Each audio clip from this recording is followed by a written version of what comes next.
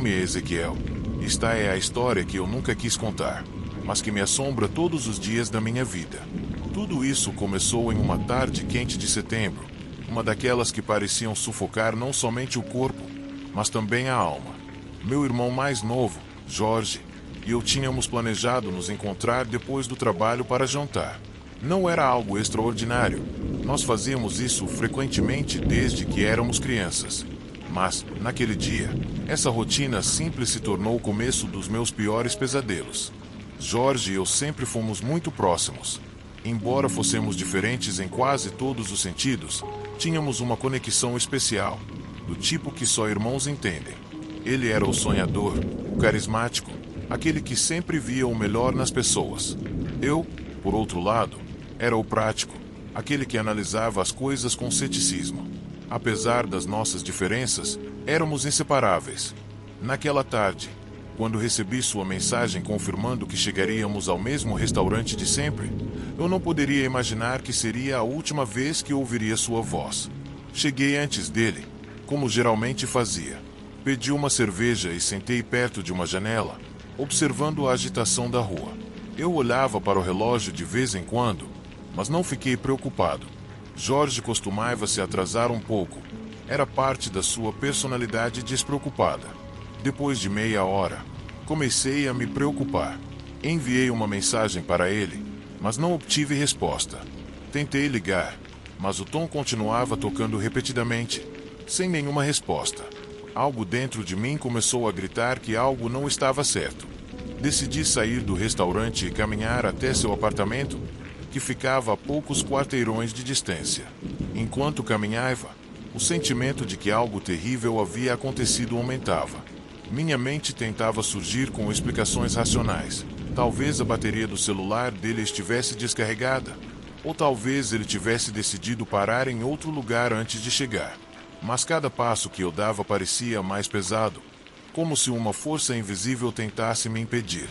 Quando virei a esquina da rua dele, vi uma cena que até hoje me assombra. Havia uma multidão reunida em frente ao prédio onde Jorge morava. Luzes de carros de polícia e ambulâncias iluminavam a noite, pintando tudo com um matiz azul e vermelho, como algo saído de um pesadelo. Acelerei o passo, empurrando pessoas para me aproximar, meu coração batendo como um tambor no peito. Quando cheguei até a entrada, um policial me parou. Eu disse a ele que estava procurando meu irmão, que morava ali. Seu olhar, sério e carregado de compaixão, confirmou o que eu temia antes que eu pudesse dizer uma palavra. Jorge estava morto. Ele foi encontrado em seu apartamento, vítima de um brutal ataque. Segundo a polícia, alguém havia invadido sua casa. Embora ainda não tivessem um motivo claro, tudo indicava que se tratava de um assalto mal sucedido. Minha mente se recusava a processar aquilo. Como isso foi possível? Eu tinha falado com ele poucas horas antes. Ele estava cheio de vida, cheio de sonhos. E agora tudo havia sido arrancado em um instante. Naquela noite, enquanto eu esperava no local para dar uma declaração, parecia que o tempo parava. Cada segundo era um martírio sem fim. Lembrei-me de todas as vezes em que Jorge e eu conversamos sobre nossos planos, nossos sonhos. Lembrei-me do seu riso, da sua maneira de ver o mundo com uma luz que sempre admirei. E agora tudo havia desaparecido, deixado para trás em uma sala manchada pela violência. Os dias que se seguiram foram uma tempestade de emoções. A polícia me chamou constantemente, perguntando se Jorge tinha inimigos, se ele havia mencionado algo estranho nas últimas semanas. A verdade é que eu não conseguia pensar em ninguém que quisesse machucá-lo. Jorge era amado por todos, uma dessas pessoas que parecia não ter inimigos. Mas quanto mais eles investigavam, mais parecia que sua morte não fora apenas o roubo. Algo não batia, e a incerteza só aumentava minha dor. Uma noite, enquanto eu mexia em algumas de suas coisas no apartamento, encontrei algo que mudou tudo. Entre seus papéis, havia uma série de mensagens impressas de um e-mail que eu não reconhecia. Eram ameaças, cheias de ódio. A pessoa que as enviou acusava Jorge de algo que eu não conseguia entender. Algo relacionado ao seu trabalho. Jorge era arquiteto, trabalhava em projetos comunitários e sempre estava focado em ajudar os outros. Como alguém poderia odiá-lo por isso? Eu levei os e-mails para a polícia, mas as respostas dele só levantaram mais perguntas. Descobriram que o endereço de e-mail era falso, criado apenas para enviar aquelas mensagens. No entanto, conseguiram rastrear alguns detalhes que apontavam para uma disputa com o cliente de um dos projetos de Jorge. Aparentemente, ele teve problemas com um homem que discordava da construção de um centro comunitário no bairro. O homem, cujo nome era Ricardo, tinha sido particularmente vocal em sua oposição, mas nunca imaginamos que fosse capaz de algo tão extremo. A polícia começou a investigar Ricardo, mas não tinha provas suficientes para acusá-lo. Enquanto isso, eu não conseguia tirar da minha cabeça a ideia de que essa pessoa, esse estranho cheio de ódio contra Jorge, poderia estar livre, vivendo sua vida sem remorso. Minha raiva crescia a cada dia que passava sem respostas. Eu não conseguia dormir nem comer. Minha vida tinha sido reduzida a um único propósito: encontrar justiça para meu irmão. Um mês depois, a polícia prendeu Ricardo. Encontraram evidências que o ligavam diretamente à cena do crime. Eu me lembro da ligação que recebi de um dos detetives.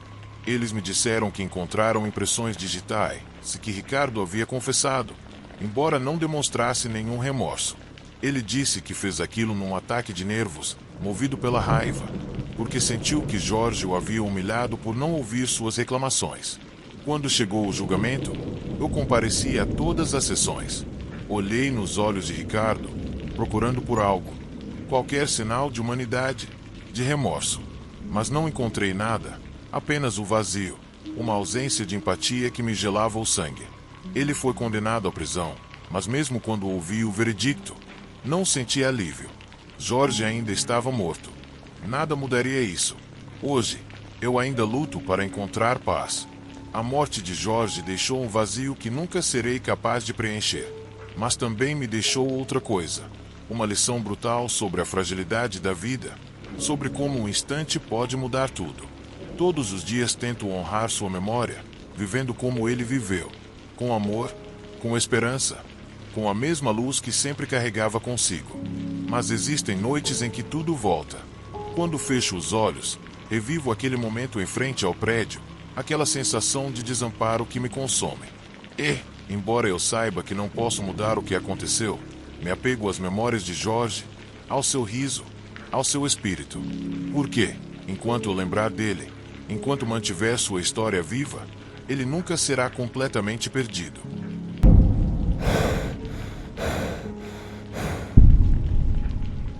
Numa tarde chuvosa de dezembro, enquanto as gotas caíam implacavelmente sobre as ruas encharcadas da cidade, eu me encontrei preso na minha rotina habitual. Moro em um bairro afastado do centro, um lugar tranquilo, mas sempre com aquela sensação de isolamento que me faz pensar que o tempo avança, sem que eu realmente perceba isso. Eu sou Marty, como todos os dias, estava voltando para casa depois de um longo turno no escritório. O som do vento e da chuva me acompanhava enquanto eu caminhava pela calçada sozinho. Os outros transeuntes pareciam sombras apressadas, tentando se proteger da água sob seus guarda-chuvas. Já era fim de tarde e a cidade estava envolta em um pesado silêncio, como se a tempestade estivesse absorvendo qualquer ruído que pudesse sair da rotina diária. Quando cheguei ao meu edifício, não fiquei surpreso ao encontrar o salão vazio. A maioria dos meus vizinhos geralmente estava em casa àquela hora, mas a tempestade os manteve dentro de casa. Também não me surpreendi ao ver que o elevador estava fora de serviço. Subi as escadas, ouvindo a chuva bater contra as janelas do corredor. O sentimento de isolamento era palpável. Naquela noite, algo mudou. Não havia sido um dia particularmente agitado, mas, enquanto me preparava para o jantar, uma sensação desconfortável começou a surgir sobre mim. Senti como se alguém estivesse me observando, embora não conseguisse identificar quem. Fechei as cortinas da sala de estar, mas a sensação persistiu. Forcei-me a concentrar na televisão, tentando abafar o pensamento que me consumia. Pensei que talvez fosse apenas cansaço ou que a chuva havia deixado um gosto ruim na minha boca. Mas a inquietação cresceu como uma sombra espreitadora. Era quase meia-noite quando o barulho na porta me tirou dos meus pensamentos. Um lento, quase meticuloso bater. Congelei. Meu coração deu um pulo. Quem poderia estar ali àquela hora? com a tempestade lá fora. Meu primeiro impulso foi ignorar o som, mas algo me disse que eu não deveria.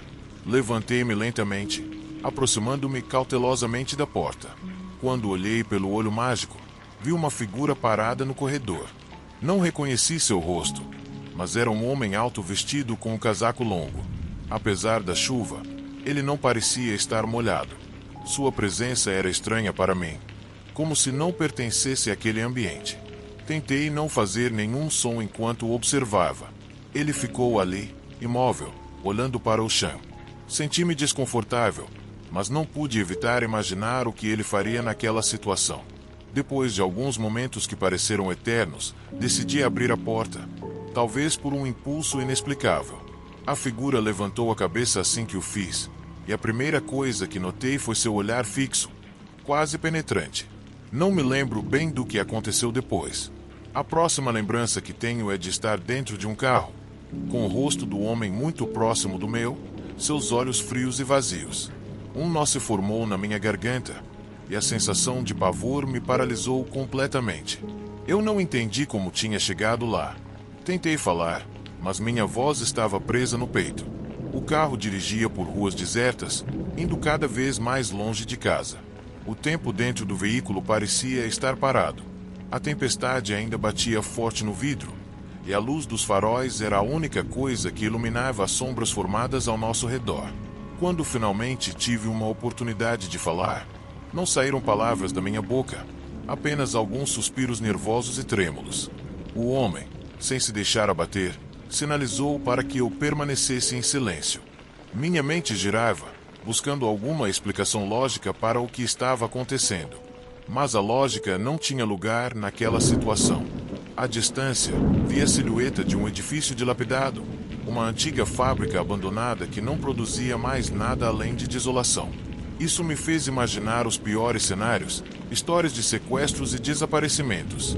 O carro parou em frente à entrada, e os homens que ficaram em silêncio o tempo todo agora me cercaram, empurrando-me para fora do veículo. Eu estava completamente cercado. Apesar da minha confusão, o terror tomou conta de mim. Os homens não falaram, apenas me arrastaram para dentro do prédio, onde a umidade e o ar estagnado me atingiram como uma onda fria. Minha mente não conseguia mais pensar com clareza, mas tudo dentro de mim dizia que eu tinha que resistir. No entanto, toda tentativa de escapar foi inútil. No final, fiquei em uma sala vazia onde a escuridão parecia engolir tudo. Por horas, nada aconteceu. O medo e a incerteza me mantiveram alerta, mas não havia sinal de que meus captores estivessem por perto. O tempo tornou-se uma tortura constante. Pensei na minha família, nos meus amigos e em tudo que poderia perder. O pior era a sensação de não saber por que eu estava ali ou quem eram aqueles homens. O pânico me inundou, mas também veio uma estranha sensação de aceitação, como se meu destino já estivesse escrito. Quando a porta abriu, um dos homens apareceu. Ele olhou-me de cima a baixo com uma expressão vazia, mas não disse nada. Por um momento, pensei que tudo estava perdido, que nunca mais voltaria à minha vida anterior.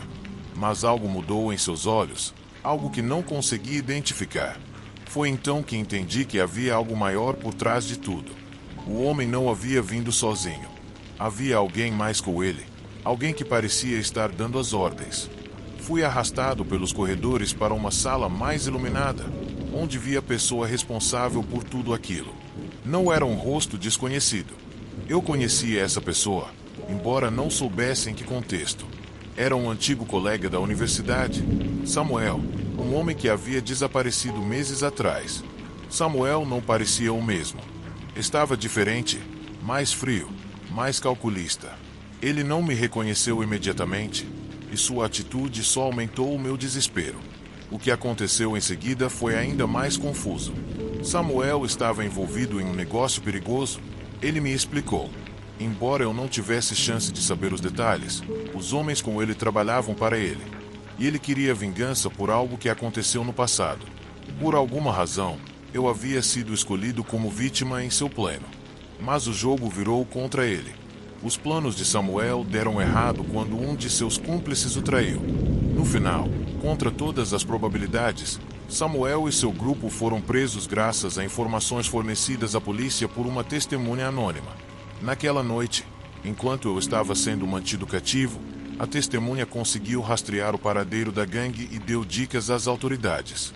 Os homens foram presos no local, e o pesadelo acabou para mim. Fui libertado, mas não sem efeitos posteriores. A chuva, que acompanhou meu sequestro, continuou a cair durante os dias seguintes como uma metáfora para meu estado emocional. Senti-me marcado por tudo que vivi, pelo medo constante de não saber quando o pesadelo poderia retornar. Embora tenha tido a sorte de sair vivo, a experiência me mudou para sempre. A sombra da incerteza permanece, lembrando-me que, a qualquer momento, a normalidade pode se tornar tão efêmera quanto a chuva em uma noite escura.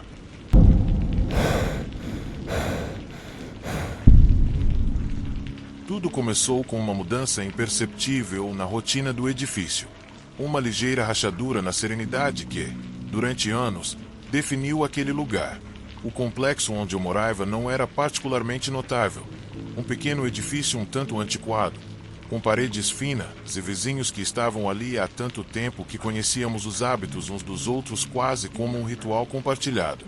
Não houve grandes surpresas em nossas vidas até que o novo inquilino chegou ao apartamento 4B.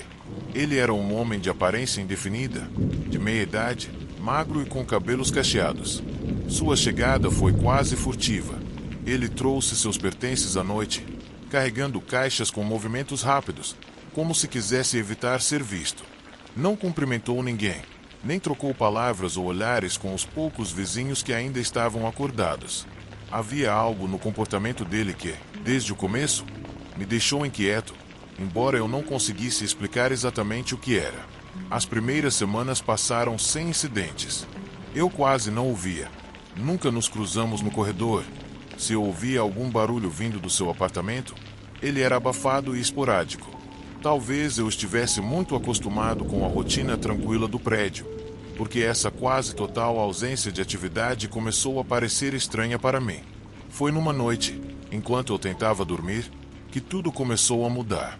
Ouvi um som rítmico constante vindo do apartamento 4B. Era um som seco e repetitivo de batida. No começo, pensei que ele estava consertando algo ou movendo móveis, mas o barulho continuou por horas.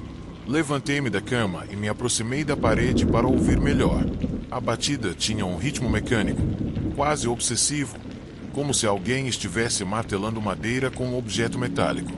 Na manhã seguinte, tentei não fazer disso um grande alarde. Imaginei que alguém poderia ter tido uma noite barulhenta. Mas naquela mesma noite, as batidas voltaram, acompanhadas de um novo som, um rangido pesado, como se algo grande estivesse sendo arrastado pelo chão. Senti vontade de sair e bater na porta, mas uma sensação desconfortável me parou. Era como se meu instinto estivesse me avisando para ficar longe. À medida que os dias passavam, as coisas ficaram ainda mais estranhas. De manhã, o ar do lado de fora da porta dele estava carregado de um odor desagradável, uma mistura doce e nauseante. Pensei que talvez ele tivesse deixado comida para trás, mas o fedor era persistente, quase invasivo. Numa noite, quando eu voltava para casa, o vi pegando um saco de lixo preto para o corredor. Dali caiu um líquido escuro e espesso que deixava um rastro. Ninguém mais pareceu notar. Meu desconforto se transformou em obsessão. Não conseguia deixar de notar os detalhes. Ele nunca acendia as luzes. Suas cortinas permaneciam fechadas o tempo todo. E eu nunca o vi sair durante o dia. Comecei a observar sua janela à noite. Em mais de uma ocasião, jurei que uma sombra se movia atrás das cortinas, como se alguém estivesse observando de dentro. Numa noite, um barulho particularmente alto me atraiu para o corredor. Caminhei em direção à porta com a intenção de ouvir, mas antes que eu chegasse, senti alguém atrás de mim. Virei-me rapidamente, mas não havia ninguém lá. A sensação de estar sendo observado me gelou os ossos. Voltei para o meu apartamento, trancando a porta 2 vezes. Enquanto estava sentado no sofá, tentando me acalmar, o mal-estar insistente me sussurrou que eu havia cruzado uma fronteira invisível. Na manhã seguinte, encontrei algo fora da minha porta, um envelope branco, sem endereço de retorno. Dentro havia uma fotografia. A imagem estava um pouco desfocada, mas era inconfundível. Era eu parado no corredor, na noite anterior, em frente à porta do 4B. O medo tomou conta de mim. Como ele conseguiu aquela fotografia? Há quanto tempo ele estava me observando? Queria confrontá-lo, mas não consegui encontrar coragem. Em vez disso, levei a foto para a administração do edifício, procurando respostas. O gerente só conseguiu me dizer que o homem havia pago vários meses de aluguel antecipadamente e não tinha comunicado nada desde sua chegada. Eles nem sequer tinham o nome completo dele. Naquela noite, os ruídos voltaram mais altos do que nunca. Mas, desta vez, ouvi algo novo, vozes. Eram quase murmúrios, mas claramente humanos. Elas rastejavam ao longo das paredes como sussurros distorcidos. Tentei decifrar o que diziam, mas as palavras eram ininteligíveis, distorcidas. Fiquei acordado a noite toda, olhos grudados na minha porta, incapaz de me mover. No dia seguinte, decidi investigar. Conversei com alguns vizinhos tentando descobrir algo sobre ele. Ninguém sabia de nada. Alguns confessaram ter notado coisas estranhas, como cheiros ou ruídos noturnos, mas ninguém parecia tão afetado quanto eu. Minha curiosidade finalmente superou meu medo. Decidi entrar no apartamento dele quando ele saísse. Notei que ele geralmente saía nas primeiras horas da manhã, então esperei pacientemente. Quando o vi sair, peguei um fio e tranquei a porta. Estava escuro lá dentro, e um fedor insuportável me atingiu imediatamente. Liguei a lanterna do meu telefone e avancei cautelosamente. O apartamento estava quase vazio, exceto por algumas caixas empilhadas e uma mesa no centro da sala. Sobre a mesa, havia ferramentas, facas, fios e algo que parecia um martelo pesado. Mas o que realmente chamou minha atenção foi uma série de fotografias. Eram fotos de pessoas do prédio tiradas de ângulos que sugeriam que ele as espionava há meses.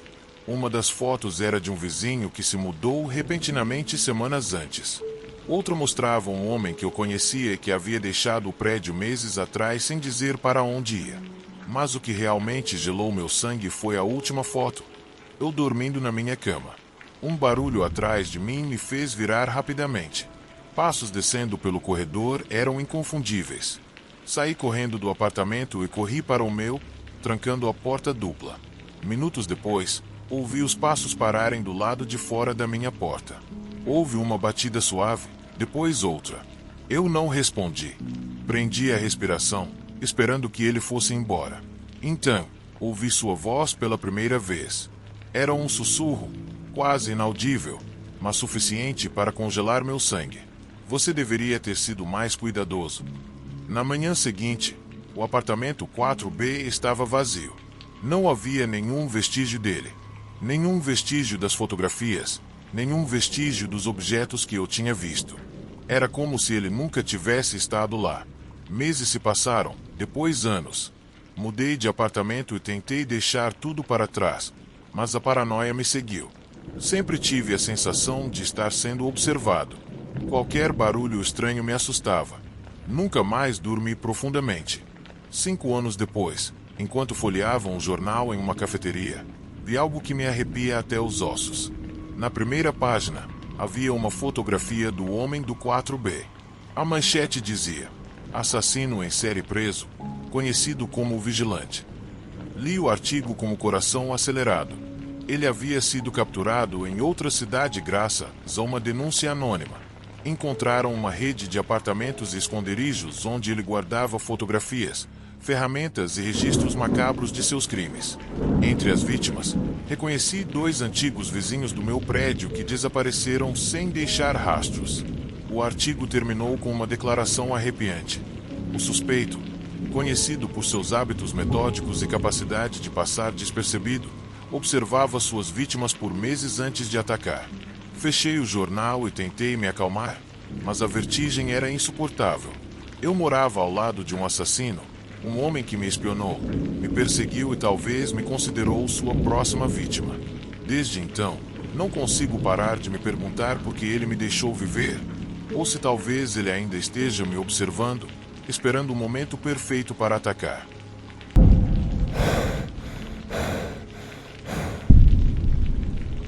Sempre me disseram que o tempo cura todas as feridas, mas sei que isso não é verdade. Há memórias que não se dissolvem, cicatrizes que não param de doer e sombras que não desaparecem. Minha infância foi marcada por um acontecimento que eu havia enterrado há anos, ou assim pensei. Eu não contava com o fato de que, às vezes, o passado não para. Eu tinha 8 anos quando isso aconteceu. Morávamos em um pequeno bairro, uma fileira de modestas casas com quintais frontais mal cuidados e bicicletas jogadas pelos quintais. Era um lugar tranquilo, ou pelo menos parecia. Minha mãe trabalhava muitas horas, e meu pai desapareceu de nossas vidas muito antes que eu pudesse me lembrar. Então passei a maior parte do meu tempo sozinho, explorando os cantos e recantos da vizinhança. Havia uma casa no fim da rua que todos evitávamos. Era velha, com tinta descascada e janelas que pareciam olhos mortos. Corria o boato de que um homem morava lá, um solitário que nunca saía durante o dia. Ninguém o via, mas às vezes ouvíamos ruídos, o rangido de uma porta se abrindo, passos na varanda, o eco distante de um rádio. Uma tarde, lembro que o céu estava nublado. Meus amigos e eu decidimos desafiar nosso medo e nos aproximar. Foi uma espécie de teste de coragem, o tipo de coisa que as crianças fazem para impressionar umas às outras. Nós nos revezávamos abordando um por um, tocando a cerca enferrujada ou espiando pela janela do porão. Quando chegou a minha vez, cheguei mais perto que os outros. Lembro de olhar através de uma fresta na madeira da porta do porão. A escuridão era total, mas meus olhos captaram algo brilhante, um reflexo pálido, como um rosto olhando para mim do outro lado. Gritei e corri, ouvindo uma risada nervosa atrás de mim. Naquela noite, sonhei com olhos no escuro me observando. O que se seguiu mudou minha vida para sempre. Poucos dias depois, minha mãe saiu de casa antes do amanhecer para ir trabalhar. Eu deveria ficar dormindo até o vizinho chegar para cuidar de mim, mas acordei cedo com a sensação de que algo estava errado. A casa estava completamente silenciosa, exceto por um leve farfalhar vindo do andar de baixo. Não era incomum ouvir ruídos em uma casa velha, mas esse som tinha um ritmo estranho, como se alguém estivesse se movendo. Fiquei congelado na cama, forçando os ouvidos. O rangido parou e, depois de um longo momento, ouvi novamente, mas desta vez mais perto. Era o som de alguém subindo as escadas. O medo me paralisou. Minha mente tentou encontrar uma explicação racional, mas nenhuma delas fazia sentido. Por fim, ousei me mover e me escondi no armário. Ouvi a porta do meu quarto abrir e o som de passos pesados se aproximando. Algo parou bem na frente do armário. Não sei quanto tempo passou, mas quando reuni coragem para abrir a porta, ninguém estava lá. No entanto, algo estranho estava sobre a minha mesa. Uma pequena figura esculpida em madeira, grotesca e desgastada, com olhos fundos que pareciam me seguir onde quer que eu fosse. Eu disse que nada tinha acontecido. Algo em mim sabia que ninguém acreditaria, e parte de mim queria fingir que nada havia ocorrido. Mas, a partir dali, os ruídos na casa se tornaram mais frequentes. Pequenos rangidos, batidas nas paredes, às vezes, a sensação de que alguém me observava no escuro. Eventualmente, minha mãe e eu nos mudamos, e a casa foi deixada para trás. Tentei seguir em frente, mas nunca me senti completamente seguro. Eu era sempre acompanhado por aquela sensação de que algo me seguia. Algo que eu não conseguia ver, mas sabia que estava lá. Anos mais tarde, já adulto, pensei que havia deixado aqueles medos da infância para trás. Mudei-me para um pequeno apartamento em uma cidade diferente, longe de tudo que me lembrasse aquela casa velha. Mas, logo após me estabelecer, as coisas começaram a acontecer de novo. Primeiro, foram os ruídos. À noite, eu ouvia batidas nas paredes e passos no corredor. No começo, atribuí isso aos vizinhos, mas logo percebi que os sons sempre vinham das áreas vazias. Então, os objetos começaram a desaparecer. As chaves não estavam onde eu as havia deixado. Uma lâmpada acendia sozinha. Uma vez, encontrei uma das minhas camisas pendurada na maçaneta da porta da frente, embora eu tivesse certeza de que a havia deixado no armário. O pior era a sensação de estar sendo observado. Sempre que eu estava sozinho, sentia que alguém me observava, que havia olhos em cada canto escuro. Uma noite, enquanto tentava dormir, Abri os olhos e juro que vi uma silhueta imóvel no canto da sala, me observando. Tentei racionalizar, pensando que o estresse estava mexendo com minha mente. Mas então, certa manhã, encontrei algo na minha mesa que me fez estremecer. Era a mesma figura esculpida em madeira que apareceu no meu quarto quando eu era criança. Liguei para a polícia, convencido de que alguém havia invadido meu apartamento. Eles verificaram tudo e não encontraram sinais de intrusão. Disseram que eu provavelmente havia esquecido que tinha aquele objeto ou que o havia trazido comigo sem perceber. Mas eu sabia a verdade, decidi investigar. Voltei para o bairro onde cresci, na esperança de encontrar respostas. A casa no final da rua ainda estava ali, abandonada e coberta de ervas daninhas. Perguntei a alguns vizinhos, mas ninguém sabia nada sobre o homem que morava lá. Era como se ele nunca tivesse existido. Finalmente, encontrei um registro nos arquivos municipais. A casa pertencia a um homem chamado Elas Para, que desapareceu sem deixar vestígios décadas atrás. As autoridades nunca resolveram o caso, mas havia rumores de que ele havia se envolvido em atividades obscuras, sequestros e assassinatos nunca comprovados. O que descobri mais tarde foi ainda mais perturbador. Entre os registros, havia um documento que mencionava um porão secreto na casa, um espaço que nunca havia sido registrado oficialmente. Decidi voltar e procurá-lo. Encontrei a entrada sob um tapete velho no chão da sala de estar. O porão estava cheio de caixas e ferramentas enferrujadas. Mas o que realmente me chamou a atenção foi uma coleção de figuras esculpidas em madeira, todas grotescas e semelhantes à que encontrei em meu quarto. Cada figura tinha um nome gravado na base. Quando procurei pelos nomes, encontrei uma com o meu. Minha mente estava cheia de perguntas. Como isso era possível? Por que meu nome estava ali? Foi então que ouvi um farfalhar no andar de cima. Alguém estava lá. Subi as escadas com o coração na garganta, mas a casa estava vazia. Na janela da sala de estar, alguém havia escrito algo com o dedo na poeira do vidro. Um simples "eu te encontrei". Saí de lá e nunca mais voltei. Mas, desde então, os ruídos, as figuras e a sensação de estar sendo observado não desapareceram. Sei agora que, não importa onde eu vá, nunca poderei escapar, porque o que me segue não é um homem, não é uma memória. É a escuridão deixada em mim pelo traumático acontecimento da minha infância, uma sombra que nunca irá embora. E todas as noites, quando fecho os olhos, sei que está lá, esperando.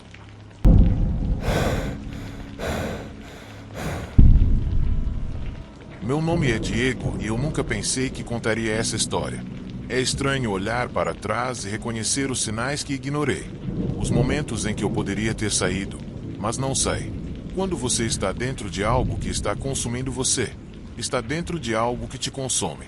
Quando você está dentro de algo que te consome, que te aprisiona, é difícil distinguir onde a realidade acaba e a manipulação começa. Esta é a história de como me perdi em um relacionamento que parecia amor, mas que, na verdade, foi uma prisão cuidadosamente construída. Tudo começou há 5 anos. Na época, eu estava numa fase complicada da minha vida. Eu tinha terminado um longo relacionamento e estava me sentindo vulnerável, desesperado para encontrar algo que preenchesse o vazio dentro de mim. Foi quando conheci Laura. Lembro-me dela entrando na cafeteria onde eu trabalhava como freelancer. Sua presença era magnética. Tudo nela parecia projetado para atrair atenção, desde seu riso até a maneira como ela andava. Quando nossos olhos se encontraram pela primeira vez, senti algo que não sentia há muito tempo: excitação. Começamos a namorar. No começo, tudo era perfeito. Laura era encantadora, atenciosa. Sempre soube exatamente o que dizer para me fazer sentir especial. Era como se ela tivesse estudado cada canto da minha mente, sabendo exatamente o que eu precisava ouvir. Em pouco tempo, comecei a me abrir para ela de uma maneira que não tinha feito com mais ninguém. Contei a ela sobre minhas inseguranças, meus fracassos, meus sonhos desfeitos, e ela me ouviu como se realmente se importasse. Mas, com o tempo, essa atenção começou a parecer diferente. No começo, eram pequenos comentários, coisas que ela me dizia casualmente, mas que ficavam pairando na minha cabeça.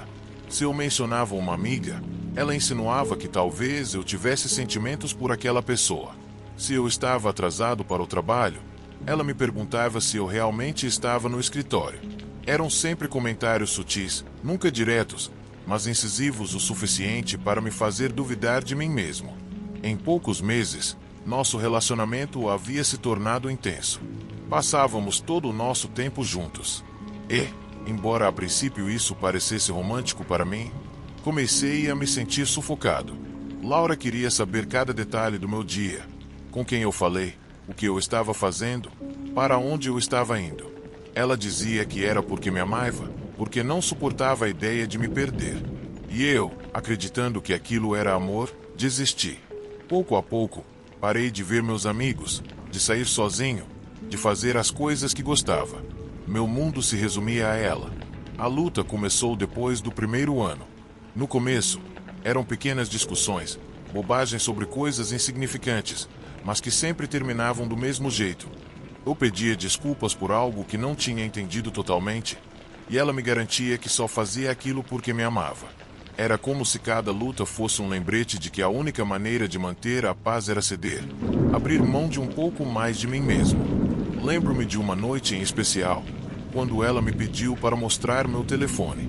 Disse que era para transparência, que, se eu não tivesse nada a esconder, não deveria me importar. Eu resisti no começo, mas sua insistência foi implacável. Concordei, e a partir daquele momento minha privacidade deixou de existir. Ela verificou minhas mensagens, meus e-mails, até mesmo minhas redes sociais. Cada interação com outra pessoa era analisada, questionada, como se ela estivesse procurando prova de que eu estava falhando com ela de alguma forma. O abuso emocional nem sempre foi evidente. Laura tinha uma habilidade incrível para disfarçar seus ataques como preocupações ou demonstrações de afeto. Se ela me via cansado, dizia que era porque eu não sabia me organizar direito. Se algo dava errado no trabalho, insinuava que talvez eu não fosse tão bom quanto pensava.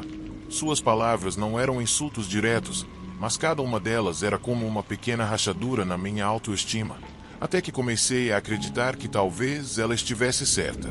O controle chegou ao auge quando ela me pediu para largar meu emprego. Disse que o trabalho freelancer era instável, que não poderia construir um futuro comigo se eu não fosse capaz de oferecer segurança. Naquele momento, eu estava tão emocionalmente desgastado que aceitei. Consegui um emprego fixo, um que eu não amava, mas que me permitia atender às suas expectativas. Claro que isso não foi suficiente. Sempre havia outra coisa que eu precisava mudar, outra coisa que eu não estava fazendo direito. Eventualmente, parei de me reconhecer. Eu não era mais o homem confiante e apaixonado que costumava ser. Tornei-me alguém que vivia para agradar outra pessoa. Alguém que andava na corda bamba, temendo que o menor erro provocasse uma tempestade. Meus amigos tentaram entrar em contato, mas eu os afastei. Laura me convenceu de que eles não entendiam nosso relacionamento, que só queriam nos separar. Minha família, que havia notado as mudanças em mim, também tentou intervir, mas eu os ignorei. Não queria admitir que talvez eles estivessem certos. O ponto de ruptura chegou numa noite, quando, depois de uma discussão particularmente intensa, Laura jogou o meu computador no chão. Eu havia passado horas trabalhando em um projeto importante, e seu ato foi um golpe direto na pouca dignidade que eu tinha. Naquele momento, algo dentro de mim estalou. Percebi que não podia continuar assim. Que, se não fizesse alguma coisa, acabaria me perdendo completamente. Decidir partir foi a coisa mais difícil que já fiz. Laura não reagiu tão bem quanto eu esperava. Ela chorou, implorou, prometeu mudar. Disse que não poderia viver sem mim, que eu era o mundo dela. Por um breve momento, quase desisti. Mas então lembrei-me de quem eu era antes de conhecê-la, da pessoa que perdi no processo. E soube que não podia mais sacrificar minha felicidade por alguém que só sabia me destruir. Quando a deixei, não foi o fim do pesadelo. Laura me perseguia, aparecia na minha casa, enviava mensagens infinitas. Cheguei a temer pela minha segurança. Mas, com o tempo, suas tentativas de me controlar diminuíram. A recuperação não foi imediata. Levei anos para reconstruir minha confiança e meu senso de identidade, mas consegui. Agora, quando olho para trás, percebo quão frágil pode ser a nossa percepção do amor e como ele pode ser usado como uma ferramenta para nos controlar. Aprendi que o amor verdadeiro não destrói, não isola, não força você a se perder. E, embora as cicatrizes ainda estejam lá, sei que sobrevivi e que nunca mais me deixarei ficar preso assim de novo. Essa história não é só minha. É um lembrete para quem está preso em um relacionamento que exige mais do que dá. Sempre há um jeito de sair, mesmo que pareça impossível no começo.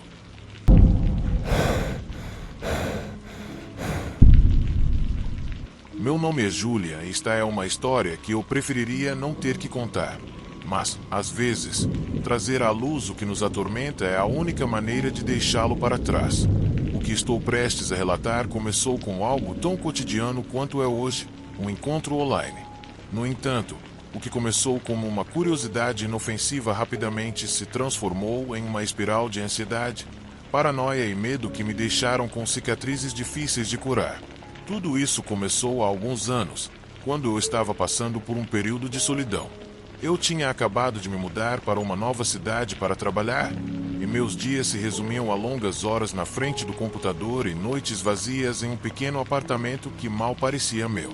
Embora eu nunca tivesse sido muito ativo nas redes sociais ou em aplicativos de namoro, essa sensação de isolamento me levou a baixar uma plataforma de chat anônimo. A ideia de poder falar com estranhos, sem compromissos ou expectativas, parecia atraente, quase terapêutica.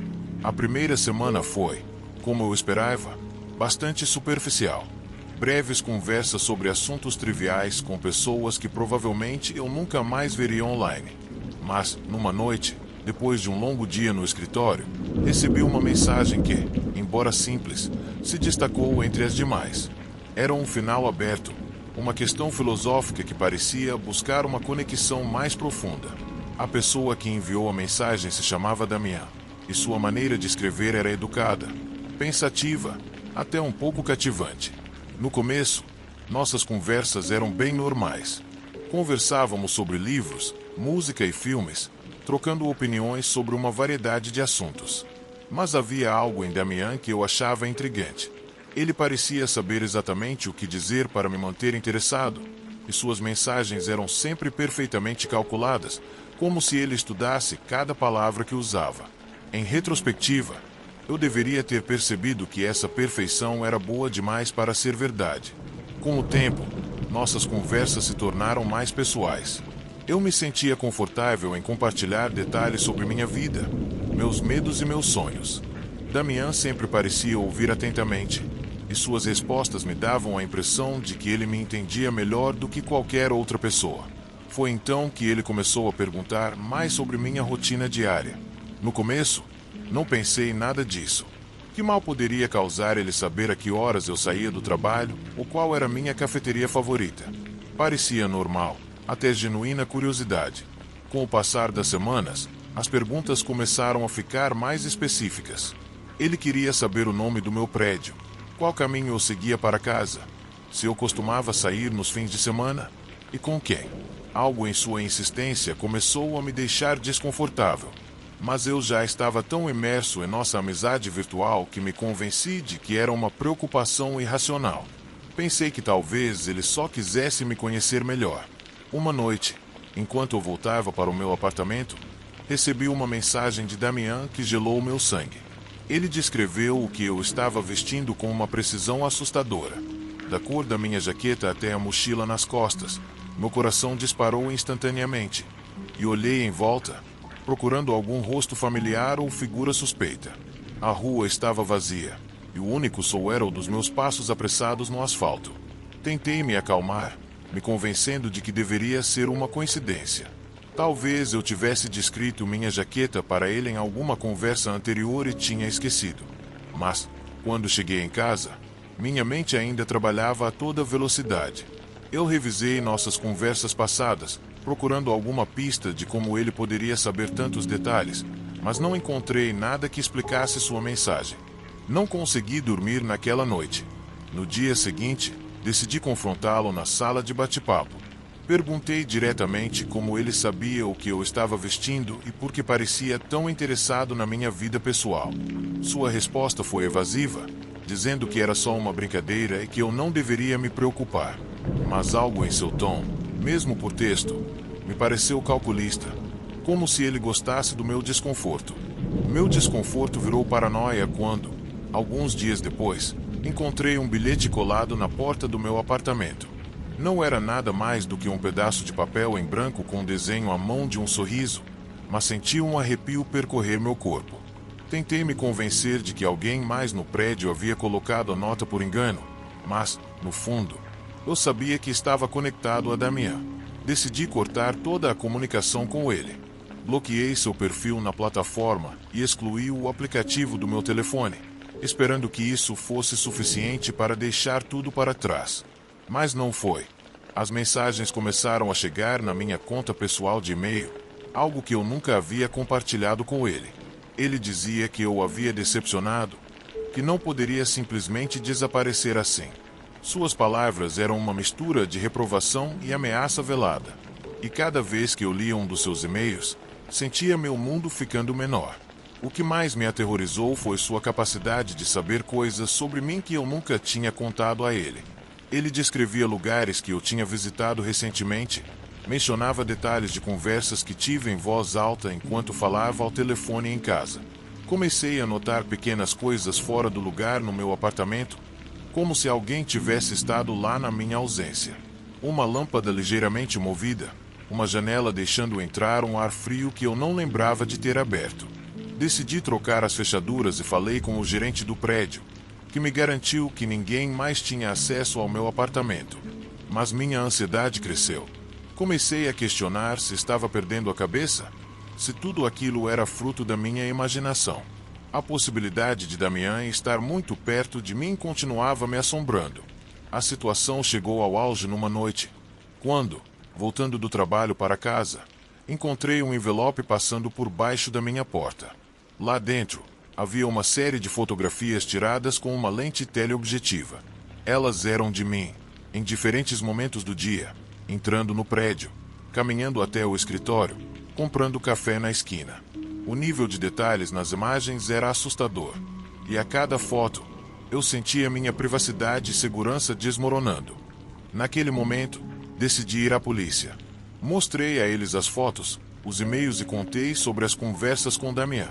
Embora tenham registrado minha queixa, deixaram claro que não podiam fazer muita coisa sem evidências mais concretas. Aconselharam-me a ter mais cuidado e a evitar qualquer contato com ele. Mas, mesmo com essas medidas, não consegui me livrar da sensação de que estava sempre sendo vigiado. Durante semanas, minha vida se tornou um jogo de sobrevivência. Mudei minha rota para o trabalho, evitei os lugares que costumava frequentar e parei de interagir online completamente. Instalei câmeras de segurança no meu apartamento e dormia com um taco de beisebol ao lado da cama. Mas o medo não ia embora. Cada sombra, cada som parecia uma ameaça. Um dia, as mensagens pararam. Parei de encontrar notas ou imagens. Pela primeira vez em meses, comecei a me sentir mais calmo. Mas o estrago já estava feito. Minha confiança nas pessoas, na tecnologia e até mesmo na minha própria percepção havia sido destruída. Ainda hoje, sempre que alguém tenta se aproximar de mim, não posso deixar de me perguntar se o interesse é genuíno ou se há algo mais escuro por trás disso. Nunca soube quem Damian realmente era ou como ele conseguiu entrar tão profundamente na minha vida. Sei apenas que essa experiência me ensinou que o perigo nem sempre vem do visível ou do óbvio. Às vezes, ele se esconde atrás de uma tela, disfarçado de interesse e empatia, esperando o momento perfeito para atacar.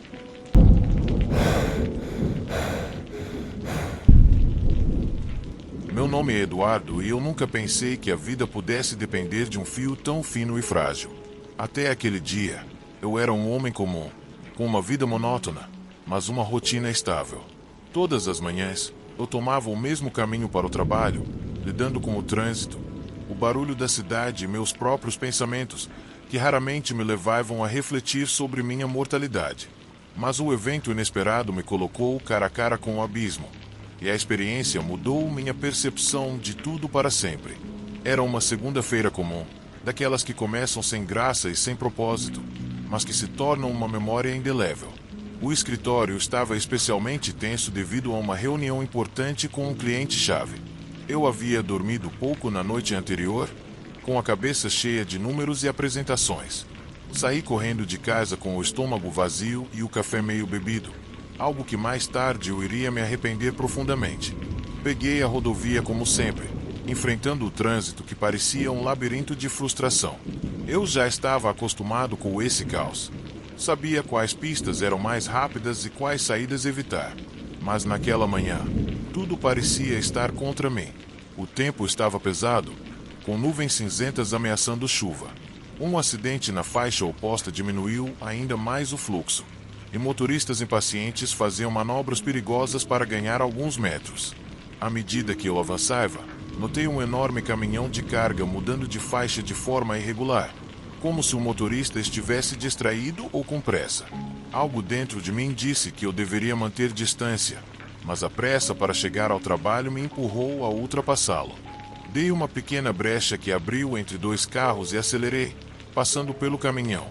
Mal estava ao lado dele quando vi que ele começou a se mover para minha faixa. O impacto foi brutal.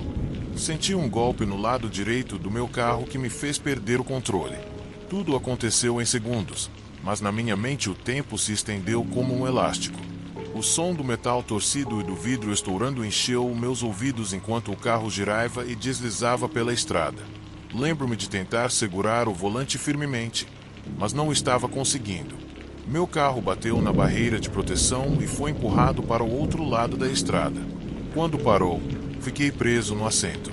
Tremia o corpo todo e sentia vertigem, o que me impediu de processar o que acabará de acontecer.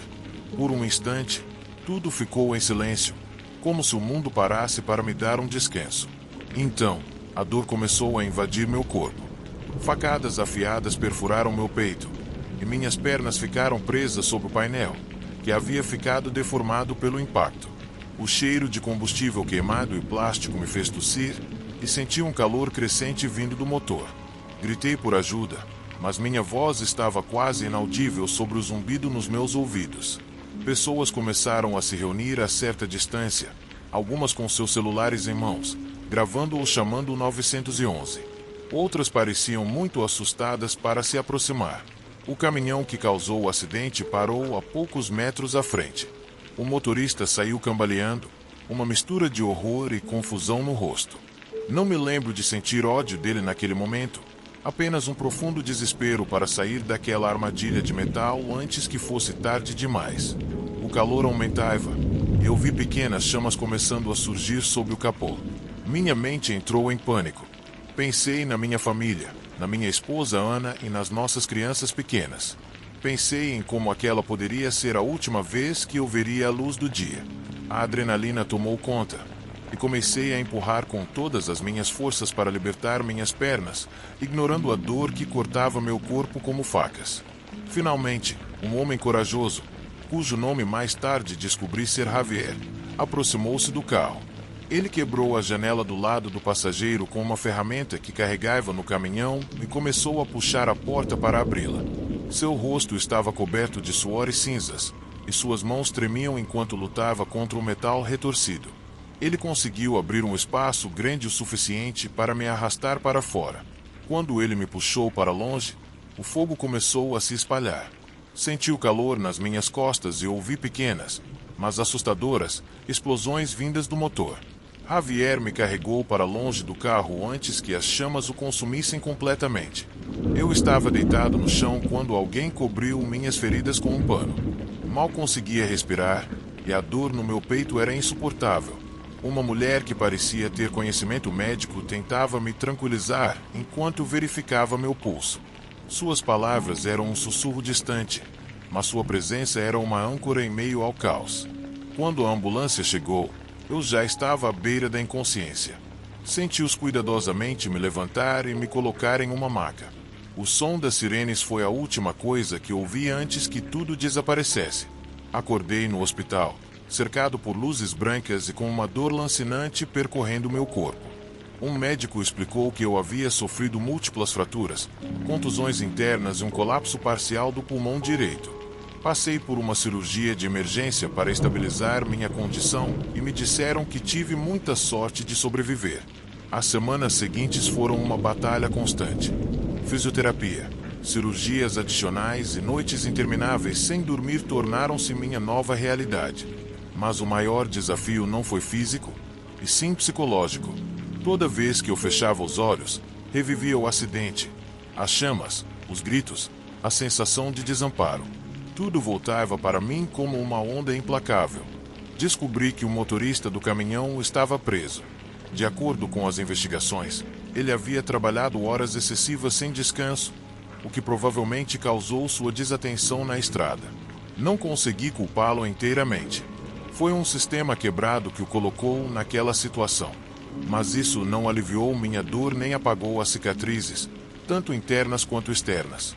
Por fim, aprendi a andar novamente, embora cada passo me lembrasse o quão perto estive de nunca mais andar. Minha família foi meu maior apoio. Ana nunca saiu do meu lado, e meus filhos, embora jovens, pareciam entender que o pai deles havia voltado de algo que poucos sobrevivem. Essa experiência me mudou de maneiras que ainda estou tentando entender. Agora valorizo cada dia como um presente. Por mais clichê que pareça, aprendi a apreciar as pequenas coisas, o cheiro do café pela manhã, o som do riso das crianças, a sensação do sol na minha pele. Mas também carrego comigo um fardo, uma lição que não pedi para aprender. A vida é frágil e pode mudar num instante. Essa experiência de quase morte me mostrou o quão vulneráveis somos, mas também o quão resilientes podemos ser quando enfrentamos o inimaginável. Agora, toda vez que passo por aquela rodovia, desacelero e olho para trás, para o lugar onde quase perdi tudo. Não faço isso com medo, mas com gratidão, lembrando-me de que sobrevivi para contar esta história e viver plenamente consciente pelo resto dos meus dias.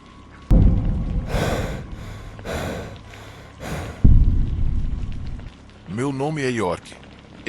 Alguns anos atrás, vivi uma experiência que nunca vou esquecer.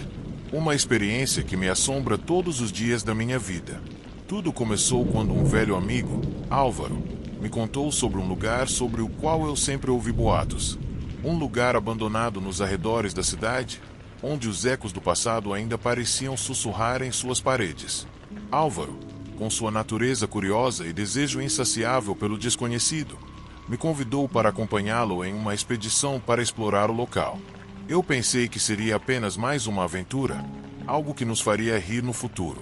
Mas o que aconteceu naquela noite mudou tudo. O lugar estava fechado há mais de 20 anos.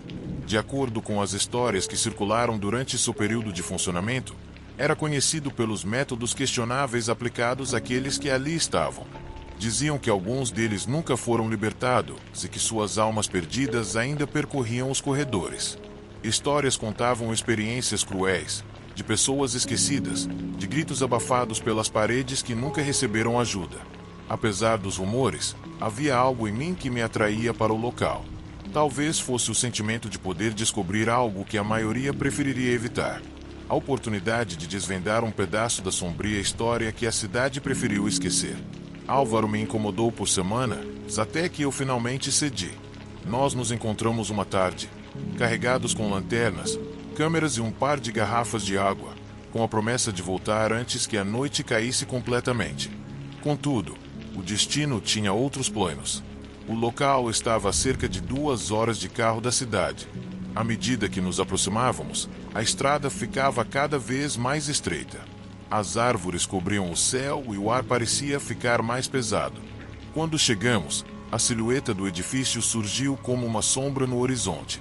Um enorme prédio de 3 andares, com janelas quebradas e paredes rachadas, como se o tempo o tivesse engolido completamente. Desde o primeiro vislumbre, havia algo estranho na atmosfera. O ar estava pesado, como se estivesse impregnado de algo que não podia ser nomeado. Álvaro estava animado. Eu, por outro lado, sentia um leve desconforto, uma sensação estranha que não conseguia identificar. Decidimos entrar por uma das portas traseiras que estava meio quebrada e cruzamos cautelosamente o limite. A primeira impressão foi de vazio. Um longo corredor escuro, com portas fechadas de ambos os lados, nos recebeu. O lugar estava completamente silencioso. Embora o edifício parecesse estar em ruínas, tudo ainda estava surpreendentemente intacto. As paredes estavam cobertas de mofo, o chão cheio de detritos e poeira, e as luzes de emergência piscavam fracamente, criando uma atmosfera sinistra que gradualmente nos envolveu. Caminhamos pelos corredores com passos silenciosos, explorando os cômodos ao redor. Em alguns ainda havia vestígios de móveis, camas enferrujadas, cadeiras quebradas, papéis amarelados espalhados pelo chão. Em outros, não sobrava nada, apenas sombras alongadas que pareciam mover-se conosco. Álvaro tirava fotos e gravava vídeos, completamente absorto em seu entusiasmo, enquanto eu tentava ficar alerta. De vez em quando, eu ouvia o ranger da madeira sob nossos pés ou o som distante de algo batendo na parte inferior do prédio. Eu tentava não dar muita importância, atribuindo esses sons ao vento ou à passagem do tempo. Nós seguimos andar por andar, indo cada vez mais fundo dentro do prédio. Quando chegamos ao terceiro andar, as sensações que me invadiam eram cada vez mais intensas. O ar parecia ainda mais denso, como se estivesse prestes a transbordar, e as próprias paredes pareciam querer nos engolir. Álvaro continuava falando sobre o quão incrível era estar ali, mas eu não conseguia parar de olhar para os quartos vazios, para os cantos escuros, onde parecia que algo podia nos observar. Foi num desses momentos que ouvimos um som. No começo, era nada mais que um murmúrio distante, algo que poderia ter sido confundido com o vento. Mas então ficou mais claro. Um sussurro, como se alguém estivesse falando em um tom baixo, quase inaudível, vindo de um dos quartos próximos. Álvaro olhou para mim, e por um momento ficamos em silêncio, tentando identificar a fonte daquele barulho. No começo, pensei que poderia ser um eco, um som refletido nas paredes. Mas, quando nos aproximamos da sala de onde vinha, uma sensação desconfortável tomou conta de mim. Era como se todo o edifício estivesse respirando conosco, como se as paredes estivessem nos observando, esperando por algo. Decidimos entrar. A porta estava trancada, mas abriu facilmente, como se estivesse esperando que a tocássemos. O quarto estava vazio, com uma única janela quebrada deixando entrar o luar. Mas a atmosfera ali era completamente diferente. A sensação de frio era palpável, e o ar parecia mais pesado, carregado de algo que eu não podia identificar. Em um dos cantos, encontramos uma velha cadeira de rodas coberta de pó, e sobre ela um livro aberto. O livro, embora quase ilegível devido à passagem do tempo, tinha algo perturbador. Nas páginas amareladas, eu conseguia distinguir o que parecia ser um nome, mas estava muito borrado para ler claramente. Abaixei-me para inspecionar mais de perto, e foi então que vi marcas estranhas, como se alguém tivesse arranhado as páginas com algo afiado. De repente, um som vindo do quarto ao lado nos fez pular. Foi um baque surdo, como se algo tivesse caído no chão. Álvaro avançou, como sempre impulsionado pela sua curiosidade, enquanto eu hesitava por um momento. Meu instinto dizia que não deveríamos continuar, mas algo dentro de mim me empurrou para segui-lo. Quando entramos na sala ao lado, encontramos uma mesa desorganizada, papéis espalhados pelo chão e uma grande mancha de algo escuro cobrindo o piso. No começo, pensei que fosse tinta, mas, ao me abaixar para olhar mais de perto, percebi que era algo muito pior: sangue. Eu não tinha certeza de como tinha chegado ali, mas a mancha parecia recente. Naquele instante, tudo sobre o edifício, todo o mistério, começou a tomar um tom mais sinistro. Meu coração começou a bater mais rápido e uma sensação de perigo tomou conta de mim. Olhei para Álvaro, que parecia tão absorto no lugar como sempre, mas não consegui deixar de pensar que algo estava terrivelmente errado. Foi então que a porta bateu sem explicação. O barulho da fechadura ecoou em meus ouvidos como um grito. Uma sensação de pânico tomou conta de mim. De repente, a escuridão tornou-se ainda mais espessa, e tudo que eu conseguia ouvir era o som das nossas respirações ofegantes. Eu tentei abrir a porta, mas não consegui. Eu estava preso. Uma sensação claustrofóbica veio sobre mim, e o silêncio se tornou insuportável. Olhei em volta, procurando uma saída, mas o edifício parecia estar mudando, transformando-se em algo ainda mais opressivo. Foi então que ouvi passos atrás de mim, passos que não eram meus nem de Álvaro. Virei-me rapidamente, mas não vi nada. Minha mente começou a funcionar freneticamente em busca de explicações, mas não havia nenhuma. Álvaro estava de pé na minha frente, olhando para o chão, como se não me visse. Eu tentei gritar para ele, mas ele não respondeu. Naquele momento, algo estalou instantaneamente em minha mente. O edifício que existia ali já não era apenas um lugar abandonado. Havia outra coisa, algo que nos prendia, que estava nos puxando para dentro de sua história esquecida. Eu sabia que tinha que sair, mas não consegui. Eu não pude deixar Álvaro. Eu não podia abandoná-lo ali. O relógio ligado ao meu pulso estava correndo, mas o tempo não fazia mais sentido. E foi quando a porta se abriu, como se algo tivesse decidido nos deixar escapar, que entendi o que tinha acontecido. O que estava à espreita não era nada tangível.